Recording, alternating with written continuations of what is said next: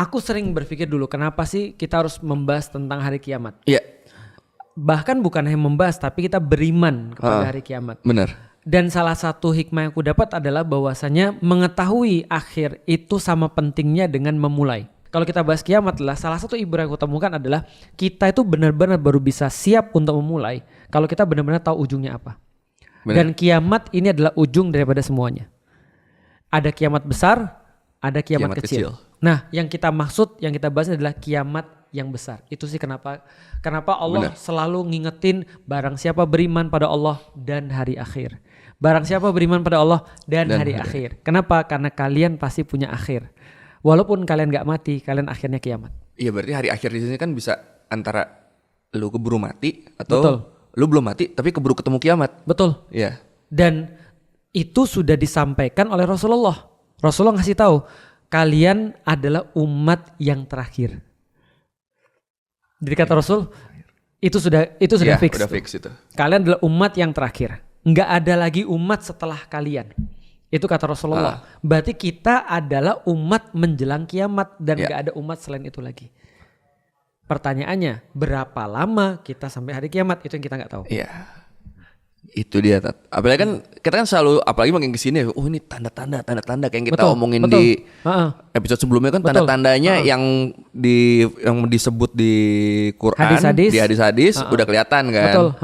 Nah, artinya kalau kita bahas kiamat ini, pertama kita tahu bahwasanya Rasul mengatakan bahwasanya kita itu adalah umat yang terakhir dan begitu kita bahas waktu kita nggak tahu, tapi Rasul nyepil antara pengutusanku dan hari kiamat itu seperti ini.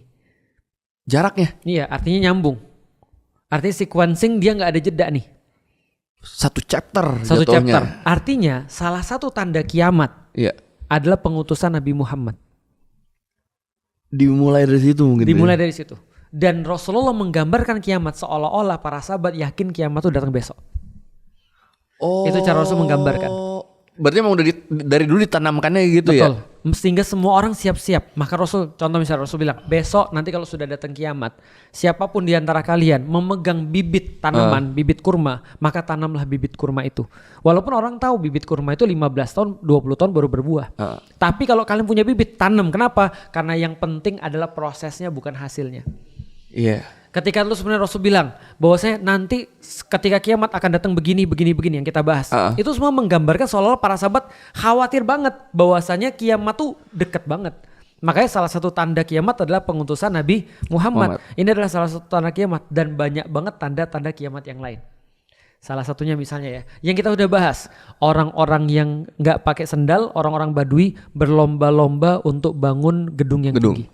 Siapa sangka di tahun 1900-an siapa satupun orang yang betting kepada Saudi Arabia yang waktu itu baru merdeka atau kepada Uni Emirat Arab dan atau kepada misalnya siapapun lah sebelum minyak itu ditemukan. Nggak ada. Benar. 1800-an lah ya. Tapi begitu minyak ditemukan, tiba-tiba mereka langsung jadi kayak gitu. Ya dulu kan dianggapnya bangsa barbar aja udah kan. Benar. Dan bukan peradaban kan? Iya. Tiba-tiba semuanya berubah. Aku pikir ya, Islam kan dari tahun 600 ya. Lu bisa nggak sih kebayang ketika Rasul bilang nanti akan ada budak-budak melahirkan tuannya? Nggak kebayang dong. Gimana ceritanya? Atau misalnya kayak orang-orang kampung berlomba-lomba membangun gedung-gedung tinggi. Kita bilang seriously ini mungkin maksudnya yang lain kali ya. Apa Rasul punya metafor atau yang lain? Ternyata literally. Gedung AI dan segala macam kan kita nggak bisa jelasin ya. Atau misalnya kata Rasulullah, ini yang mendekati kiamat lagi. Rasul katakan tidak akan datang hari kiamat sebelum kalian ngelihat orang-orang berzina di jalanan dan nggak peduli. By the way, aku masuk Islam tahun 2002 dan aku nggak kebayang ada orang Muslim openly ngomong bahwa dia makan babi. Itu nggak ada di masa itu. Di tahun 2002 aku nggak kepikir. Dulu kita takut ngomong gitu, kita takut. Kita maksiat kita takut kan? Takut. Iya. Kata Rasulullah ada orang-orang berzina di tengah jalan. Artinya adalah dia openly ngomong bahwa dia zina. Terbuka.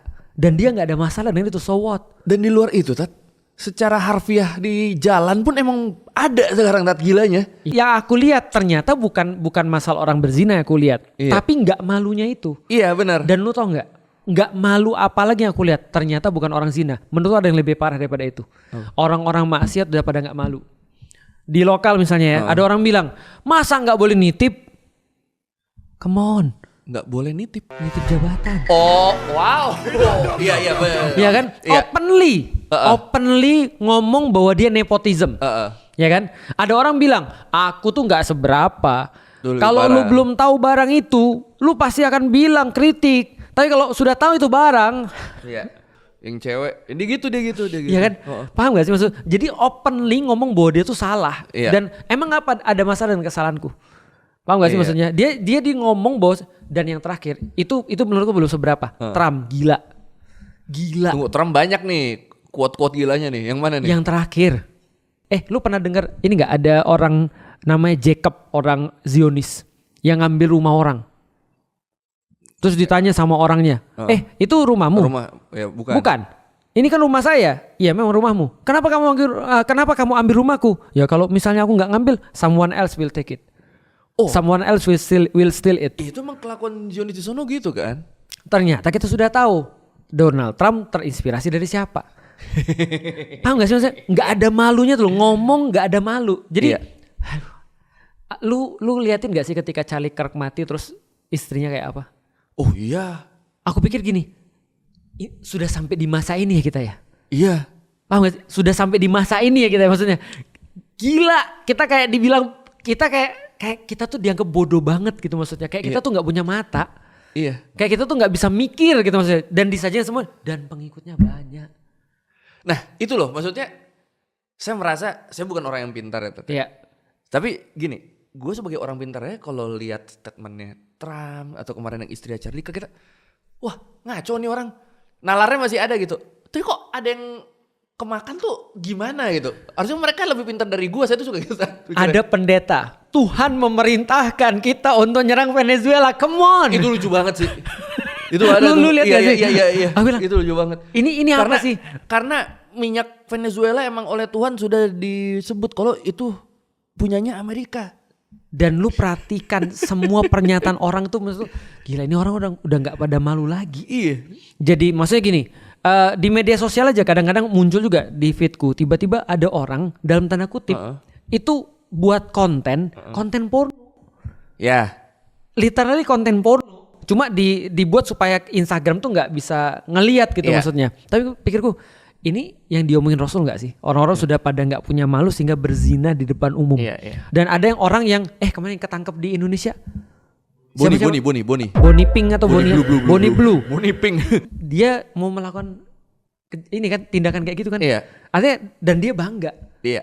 Menurut tuh ya itu tanda-tanda datangnya kiamat. Dan semuanya sudah terkumpul di depan mata kita. Dan aku semakin ngeri sih ketika melihat itu semua. Dan kita udah bahas kemarin kan ya, bahwasanya kiamat itu adalah season per season. Dan season yang terakhir, kalau teman-teman belum nonton dulu. Iya. Kemarin. Nyambung yang kemarin. Nyambung. Setelah semua itu terjadi dan ketika Nabi Isa sudah wafat. Dan itu diterangkan kenapa Nabi Isa wafat. Begitu Nabi Isa sudah selesai dengan urusan Ya'juj dan Ma'juj, maka bertiuplah angin dari daerah Syam. Ada yang bilang dari daerah Yaman. Dan semua yang beriman akan mati. Tapi menurutku matinya mungkin sequencing ya. Gak langsung mati semua. Iya. Karena ada hadis Nabi Isa disolatkan kaum muslim. Iya. Berarti kan mungkin lagi pilek-pilek lagi pas sholatin kali. Ya, ya kayak sekarang udah, lah. Iya udah kena penyakit aja. Kayak COVID ya. Kan matinya kan gak semua kan. Mungkin wabah itu aku yakin angin tuh aku yakin adalah wabah. Oke. Karena kan kayak angin yang bertiup terus kayak ini kan bawa virus ya. Terus kemudian ada reseptor iman mati tuh orang. Setelah Nabi Isa wafat, maka dikatakan oleh Rasulullah SAW tidak akan terjadi kiamat selama Ka'bah itu masih ada orang yang tawaf. Oh patokannya di Ka'bah berarti. Dan bahkan ketika Ya'juj dan Ma'juj masih ada, itu orang tetap tawaf. Mereka tidak takut ya? Mereka tetap tidak takut dan tetap terjadi tawaf. Karena kan ingat Ya'juj dan Ma'juj tidak bisa masuk ke Ka'bah, masuk ke Makkah. Dan juga Dajjal juga tidak bisa masuk ke Makkah. Artinya itu tetap terjadi tawaf. Tapi satu-satunya keadaan ketika tawaf tidak terjadi adalah kemarin COVID. Itu kan ya untungnya belum. Itu kan ya kan. Sempat takut berarti Ustaz ya pas lihat itu. Wah, enggak ada tawaf nih. Tapi kan Nabi Isa belum ada. Iya untungnya kan susunannya ada yang ke-skip kan. Ada Dajjalnya dulu, ada Ya'juj Ma'jujnya dulu, ada Isa dulu, ada Mahdi sebelumnya, baru terus kemudian orang nggak tawaf. Iya baru. Nah ini ketika benar-benar orang sudah diambil semua, orang nggak ada yang tawaf, Makkah terus kemudian nggak ada orang-orang dalam tanda kutip beriman, baru muncul tanda-tanda kiamat besar. Apa itu? Yang diawali dengan munculnya binatang melata dari dalam tanah yang bisa ngomong. Itu tuh bayangan saya kalau denger yang itu tuh kayak lu tuh teori-teori yang hollow earth yang baru keluar binatang melata dari dalam binatang melata. Bumi. Nah, binatang melata kita kan nggak tahu apa ya. Iya. Bisa jadi ular, kadal. Bener. Kata orang kayak kadal ya. Tapi yang jelas dia bisa ngomong dan waktu itu dia akan ngomong, "Ini hari yang kalian ragu ini." Dan dia ngomong mudah-mudahan bukan sama kita ya. Karena kita sudah mati. Ya harusnya udah mati. Iya kan? Karena yang tinggal di dunia tuh tinggal belangsataan semua. Yang benar-benar enggak kenal sama Tuhan, gitu kan ya. Yang benar-benar enggak tahu sama ibadah gitu. Nah, yang tinggal tuh mereka ketemu lah tuh sama binatang-binatang ini nih. Nah, ngomong, "Nih yang kalian ragu ini. Kalian lihat ya mata kepala kalian." Nah, setelah itu baru unfolding kiamat-kiamat besar. Berarti kalau sampai misalnya nih lagi ada wabah di dunia, orang pada mati, keluar binatang itu terus kita ngeliat binatang itu, bisa dipastikan kita bukan orang beriman. Iya kan?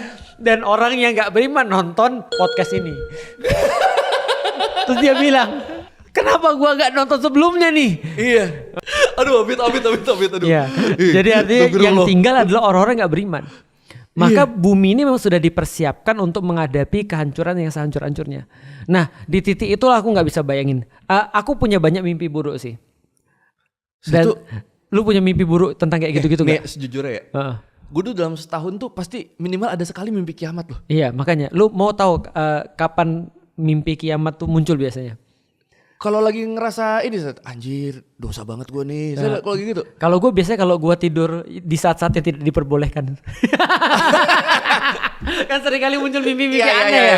Iya. Misal maghrib ketiduran. Iya. Asar ketiduran. Pagi-pagi. Biasa banyak mimpi buruk tuh.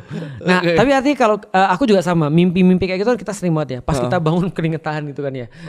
Aku pernah mimpi kayak bener-bener apa ya?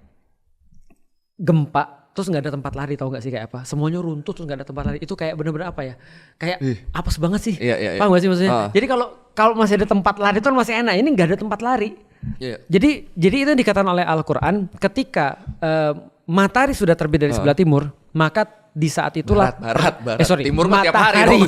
Matahari sudah terbit di sebelah barat, maka saat itulah pintu untuk iman ditutup. Bertobat udah nggak bisa.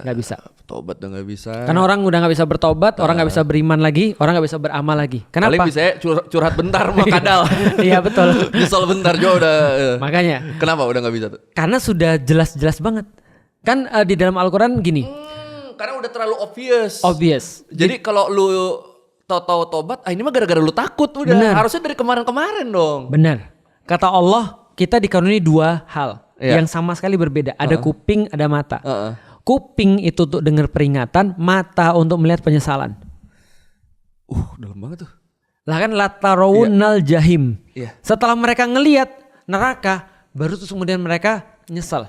Setelah mereka ngelihat neraka, mereka lihat azab, mereka bilang di dalam surat yang lain, lebih baik aku jadi tanah aja. Ya laitani kuntu turoba. Ya kan? Dalam surat An-Naba. Artinya telinga itu untuk mendengarkan peringatan, mata itu untuk melihat penyesalan. Jadi kalau Anda terlalu banyak bergantung pada mata, nyesal Anda. Kan orang bilang kan penyesalan datang terlambat. Karena kalau di depan pendaftaran. Aduh ini joknya bapak-bapak banget. Emang beda umur 42 ya. Iya.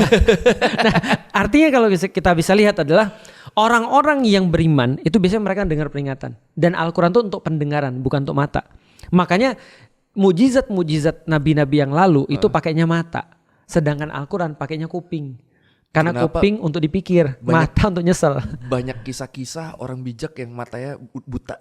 Betul. Bijak terus kupingnya jadi Daredevil nih malah nih. Bener. Cuma selain Daredevil juga ada yang kupingnya jadi lebih tajam. Ada. Si buta dari gua hantu. Itu juga sih. Tapi kan jadi wise kan dia kan. Jadi wise. Bener. Karena mata itu banyak menipu.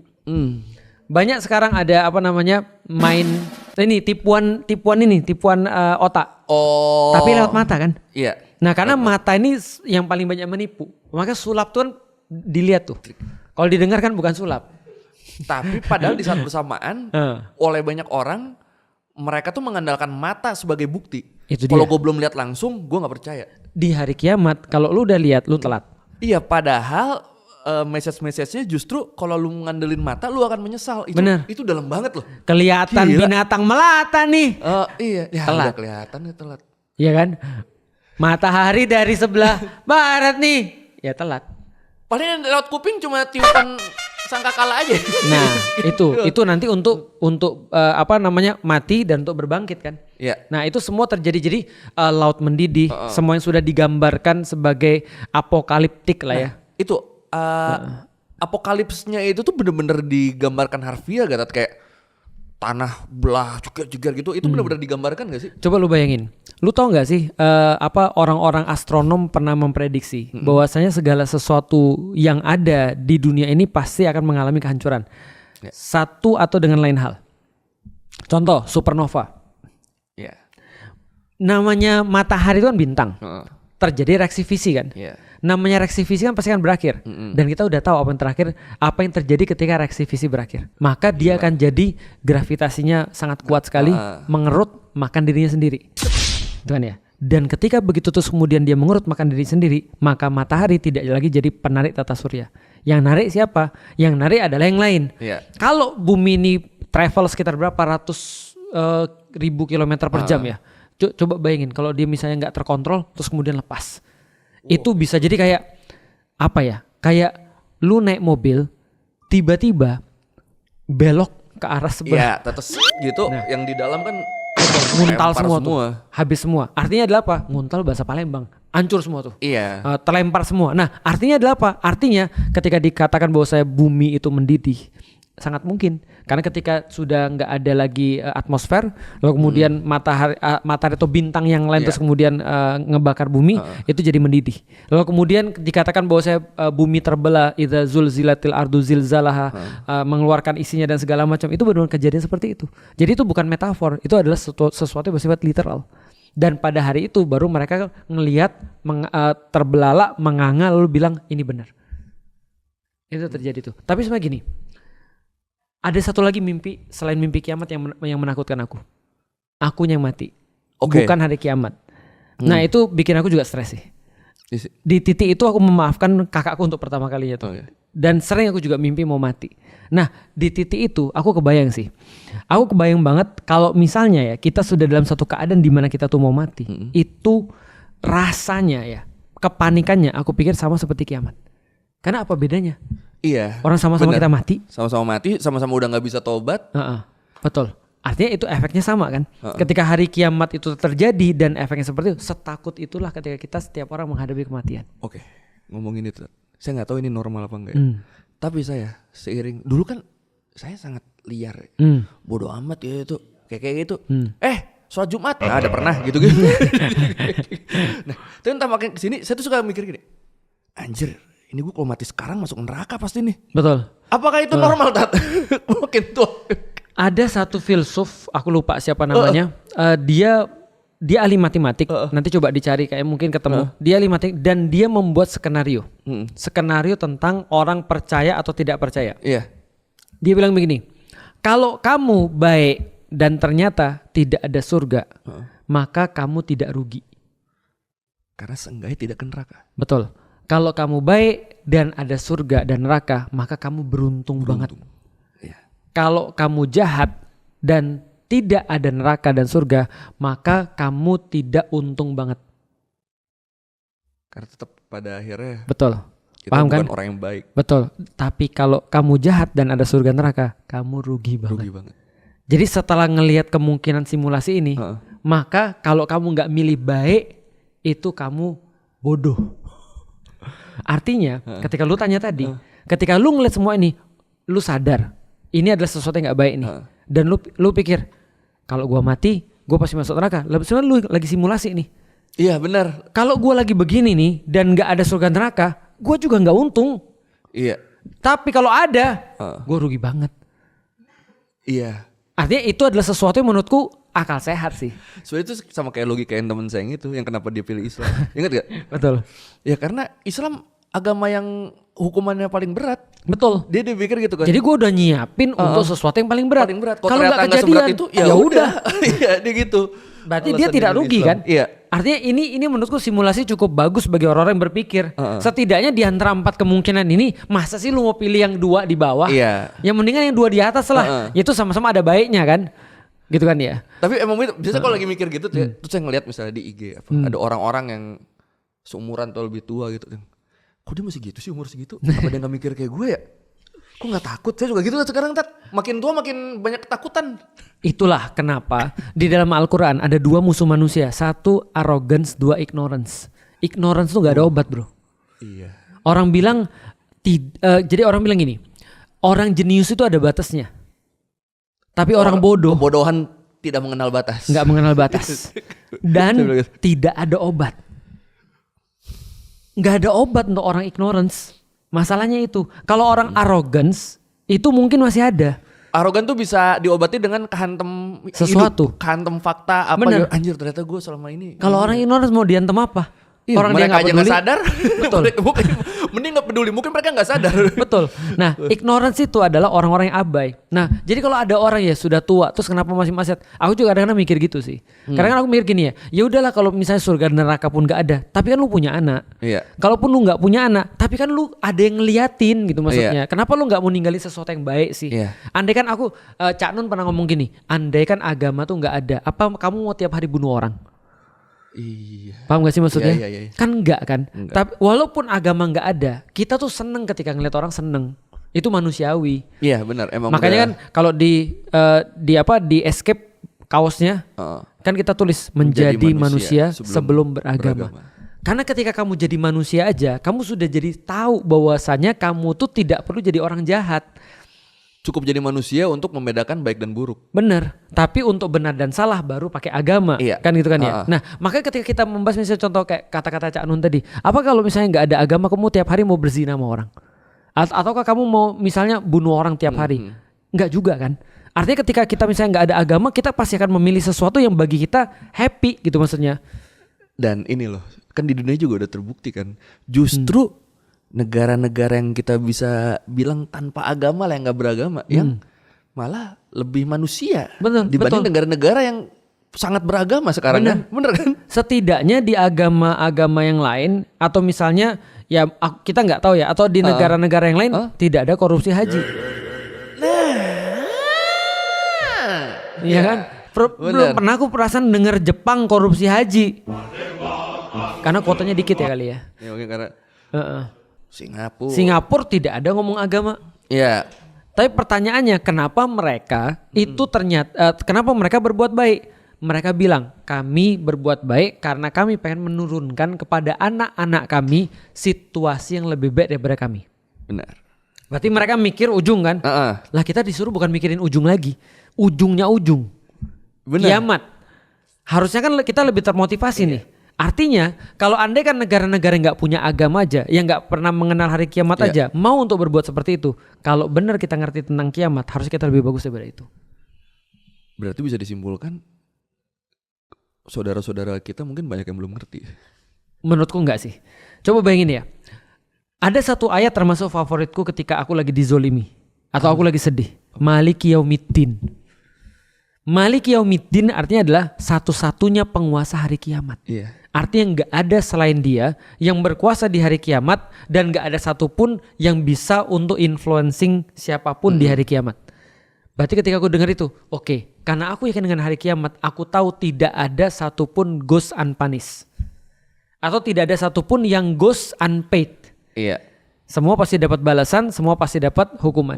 Maka itu yang aku yakin. Maka itu yang membuat aku bisa dalam tanda kutip happy ketika menjalani sesuatu. Yang kita bahas di Escape Purpose. Pada akhirnya ketika kita mungkin merasa disakiti orang, terus kita ngeliat kok orang ini tetap happy, tetap apa, ayat tadi kayak ngingetin kita kok. Benar. Dia gak mungkin lolos. Gak mungkin lolos. Pertanyaannya gimana dengan orang-orang yang misalnya mati tapi belum kiamat? Mereka akan dapat kiamatnya masing-masing. Jangan kira bahwasannya kiamat itu adalah siksaan yang paling berat. Enggak sih menurutku. Karena kiamat itu hanya pembuktian Allah yang pengen mengatakan salah satu bagian daripada kelemahan kalian gak akan selama-lamanya. Oke. Karena selama-lamanya hanya milik aku gak akan kasih pada siapapun. Maka semua yang kalian lihat akan berakhir. Allah kasih tahu peristiwa besarnya, kiamat. Tapi Allah ngingetin pada kita, sebegitu besar yang bisa aku lakukan. Kamu kira kamu sendiri nggak bisa aku lakukan kayak begitu? Itu kiamat kecil kan? Maka ketika kita takut ketika ngelihat laut mendidih, gunung-gunung berterbangan, bumi terpecah belah, maka kita tahu nggak sih? Kita itu juga merasakan hal itu sebelum mati. Iya. Ketakutan yang sama gitu maksudnya. Efek yang sama. Iya. Nah, akhirnya efek itulah yang harusnya membuat kita untuk melakukan sesuatu untuk berbekal. Itu sih intinya sebenarnya. Kenapa beriman pada hari akhir untuk berbekal. Makanya di dalam salah satu ayat dikatakan wal tangzur nafsum ma qaddamat ligot. Hendaklah setiap jiwa memperhatikan apa yang terjadi sekarang untuk besoknya. Iya. Jadi berbekal sekarang karena besok tuh datang, dan besok tuh hari kiamat maksudnya. Gila, ini dalam banget sih. Ibaratnya sebenarnya kan ya itu sih paling dasarnya kita diajarkan untuk beriman pada hari kiamat biar kita tahu kalau semua tuh ada akhirnya. Mending lu siapin sekarang karena lu nggak tahu kiamat yang gedenya atau kiamat versi lu sendiri kapan datangnya. Benar. Daripada lu ntar telat, nggak punya bekal, mending persiapkan itu dari sekarang. Aku secara pribadi ya, aku berpikir gini. Ketika dengar misalnya ilmuwan-ilmuwan mengatakan 2080 akan terjadi krisis makanan, krisis pangan. Aku mikir-mikir, gila, ini 2026. Andaikan benar, katanya mereka kan bisa terjadi 2050 atau lebih cepat lagi. Karena situasi kayak gini sekarang. Aku mikir gini, kalau aku sambung-sambungkan dengan dalil-dalil kiamat ya. Dajjal, Ya'juj Ma'juj, Nabi Isa dan segala macam. Aku pikir gini, oke, 2080 aku udah 100 tahun mungkin ya. Kalau aku belum mati. Pilihannya, kalau lu nih gimana? Lu milih mati ngelihat hari kiamat, bukan mati melihat hari kiamat ya. Lu milih ketemu dengan tanda-tanda kiamat tadi, Ya'juj Ma'juj. Lalu Nabi Isa, lalu kemudian kayak Dajjal. Atau lu milih mati sebelum itu? Sebelum itu tuh. Mau tahu apa yang mind blowing? Apa? Ada satu yang mind blowing. Jadi semua itu kan adalah episode-episode menjelang kiamat ya. Dan aku setuju dengan jawaban lu by the way. Jadi gini ceritanya. Ada yang berkata bahwasanya gini, Ya'juj Ma'juj atau Gog dan Magog itu ibarat kata-kata kerja dan siapa yang dikenain kata-kata kerja itu. Jadi contohnya kayak gini. Sajid, masjud. Sajid itu orang yang sujud, masjud itu adalah orang yang disujudin. Oke. Gitu. Yang disembah dong? Iya, yang disembah itu kan ya. Artinya orang-orang yang disembah. Atau misalnya Fatih Maftuh, orang-orang yang menaklukkan dan orang yang ditaklukkan. Gitu kan ya. Bisa dipahami ya. Jadi satunya aktif, satunya pasif. Artinya bisa dikatakan kalau kita menjawab tentang kenapa Gog dan Magog atau Ya'juj dan Ma'juj itu banyak, itu bisa jadi karena mereka dua bani kan, dua kelompok kan. Satu yang menaklukkan. Satu Ya'juj, satunya Ma'juj. Iya, satu Ma'juj. Artinya Ya'juj ini adalah biangnya, Ma'juj ini yang terpengaruhnya. Satu nih yang gitu misalnya. Dan ada ulama ini, oke kita ikut. Akhirnya ada ulama yang berpendapat bahwa Ya'jujnya itu adalah Zionis. Masuk. Berarti siapapun yang terpengaruh pemikiran Zionis itulah Ma'juj. Kita tuh di titik nggak bisa lepas penuhnya loh sebenarnya. Betul. Itu artinya kalau andaikan ada Ma'juj, orang yang zina, nggak ada malu, gitu kan ya, menghancurkan kemana-mana, serakah, nyerangin orang, ngambil punya orang, harta orang. Itulah kenapa Ya'juj dan Ma'juj itu banyak. Di antara 999 cuma satu yang selamat. Di antara 1000. Ya di antara 1000 cuma satu yang selamat. 999 ikut Ya'juj Ma'juj. Karena sebenarnya Ya'juj Ma'juj tuh mungkin kita yang dikumpulin tuh. Iya. Karena Ya'juj Ma'juj mungkin udah keluar. Iya, kita lagi nggak ngeh aja, kita udah jadi bagian. Karena orang pernah nanya, kenapa Ya'juj dan Ma'juj itu belum terlihat sampai sekarang? Tapi semua berita kekejaman dia itu sekarang kita lihat. Paham gak sih maksudnya? Dan itu berlangsung setiap saat loh gitu maksudnya. Kekejaman. Aku gak bisa bayangin. Lu pernah lihat kucing ketabrak gak sih? Kucing ketabrak. Itu kita kasihan. Iya benar. Lah bayangin coba. Ini ada orang disiksa sampai kayak gitu. Iya. Lu tahu, lu lihat gak sih penjara Setna itu kayak apa? Iya pernah. Ada mesin pres manusia, lu lihat? Iya. Aduh. Kalau aku maksud gini, membunuh orang tuh udah salah. Tapi kalau lu mau bunuh orang ya udah bunuh aja kali. Cara yang cepat aja udah. Iya, ngapain sih? Ngapain pakai gitu segala. Lu paham gak sih maksudnya? Iya. Jadi kayak Romawi menyalip orang tuh supaya orang mati pelan-pelan tuh. Dan gue baca riset. Kenapa disalib? Karena disalib itu adalah mati perlahan-lahan yang paling sulit. Karena matinya itu bukan karena apapun, karena kehabisan napas. Jadi kayak orang tenggelam. Rasanya kayak tenggelam. Tapi lebih parah. Paham gak sih maksudnya? Yeah. Nah itu mau diulangin sekarang, kelihatannya aja tuh kayak sakit tuh disalib tuh. Padahal sakit banget tuh. Kita aja gak ngerti. Nah coba bayangin ada orang sangat kreatif membuat siksaan sehingga orang mati pelan-pelan. Tapi lu tahu ada yang lebih parah daripada mati? Lebih parah daripada mati rasanya sakitnya. Bukan sakit fisik kan? Iya. Sakit mental kan? Bukannya itu yang sekarang dipraktikin sama orang-orang Israel kepada tawan-tawan Palestina? Iya, lu baca laporan-laporannya nggak? Mending di videoin kok mereka sekarang. Nah, ada laporan kemarin yang diakui diperkosa sama anjing. Iya. Aku bilang gila, cowok diperkosa anjing. Aku bilang mau bilang anjing, gitu kan ya. Mereka lebih parah daripada itu. Anak-anak dimasukin oven di depan ibu bapaknya. Iya. Aku pikir kalau lihat Ya'juj dan Ma'juj, kayaknya Ya'juj Ma'juj lihat mereka sungkem tuh. Kita nggak usah turun kayak itu. Iya, udah ada. Nah berarti ada yang berpendapat Ya'juj ini adalah orang yang mempengaruhi, Ma'juj adalah orang yang dipengaruhi oleh mereka. Dan siapapun yang berjalan di frame-nya mereka. Jadi gampangnya ya, persiapan kiamat nih, atau Ya'juj dan Ma'juj, atau Dajjal, atau siapapun, gampang. Lu selisihin Zionis, insya Allah lu termasuk orang baik tuh. Dan Rasul bilang salah satu tanda-tanda kiamat nanti akan terjadi peperangan kita sama orang Romawi. Dan kalau nggak salah tuh perangnya tuh ada yang disebut melibatkan senjata-senjata canggih. Betul. Gitu kan. Tapi akhirnya terus kemudian senjata canggihnya hilang semua. Iya, terus balik lagi. Jadi itu lagi. Betul. Nah, ada 8 bendera orang-orang Romawi, masing-masing bendera 10.000 orang. 10.000 orang. Wah. Berarti kita akan ngelawan multinational coalition. Iya. 8 atau 80 nanti dicek. Iya. Artinya itu yang terjadi. Tapi berita gembiranya adalah balik lagi.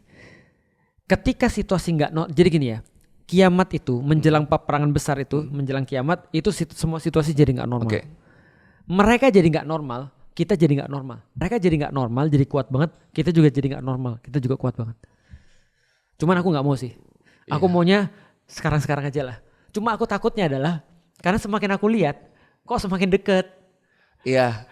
Paham gak sih maksudnya? Jadi kayak gini, aku berpikir, aku PR-nya adalah bukan hanya nyiapin diriku sendiri, tapi nyiapin generasi ke depan bawahnya untuk menghadapi itu agar mereka juga aware. Betul. Seperti kita. Benar. Tapi emang iya sih Tat, kalau dibilang ini ya, kalau dibilang kok jadi berasa dekat, kita tuh nggak usah jauh-jauh deh. Mungkin 3-5 tahun lalu kita nggak akan nyangka situasi dunia kayak gini loh. Aku jangankan 3-5 tahun yang lalu bro, serius deh. Aku sebulan yang lalu sudah dapat analisis yang sekarang. Kejadian Amerika berbuat apa? Aku pikir enggak lah kali ada nih. Enggak lah kali ya, enggak sampai gini kali ya. Masih gitu. Pas udah lihat, oh benar. Aku terus gini, how come gitu maksudnya? Kenapa bisa begini? Paham gak sih maksudku? Iya. Di satu titik aku stres banget sih. Di titik yang lain aku merasa gini. Aku tuh kayak diombang-ambingkan oleh banyak hal. Di satu sisi aku pesimis banget ngeliat orang-orang Indonesia, tapi di sisi lain aku optimis banget lihat orang-orang Indonesia karena janjinya Rasul bahwasanya Baitul Maqdis akan merdeka. Tapi di sisi lain ketika ngeliat lagi dunia ini, kayaknya belum deh. Di sisi lain kayaknya sudah mau terjadi. Iya. Jadi memang teman-teman, pokoknya ingat itu aja. Kenapa kita disuruh mengimani hari akhir? Biar kita ingat ada akhirnya, jadi kita menyiapkan perbekalan terus. Udah itu aja poinnya. Dan kita perlu kasih tahu juga, perhatikan daerah Syam. Perhatikan daerah Syam. Sama kalau ada kezoliman depan mata bener jangan lu bela pokoknya. Betul. Udah itu. Agar kita terhindar menjadi salah satu Ma'juj. Ya benar.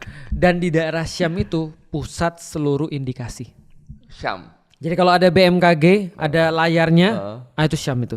Suriah, Yaman, Suriah, Jordania, Palestina, iya. Daerah Syam lah, termasuk Baitul Maqdis itu juga Syam. Artinya jangan sampai lepas kejadian-kejadian di sana. Dan mudah-mudahan semua yang kita lihat ini, apalagi kalau sudah kita lihat Sungai Eufrat sudah muncul emas, karena kata Rasulullah ada 1.000 orang yang pergi, maka yang selamat cuma 1.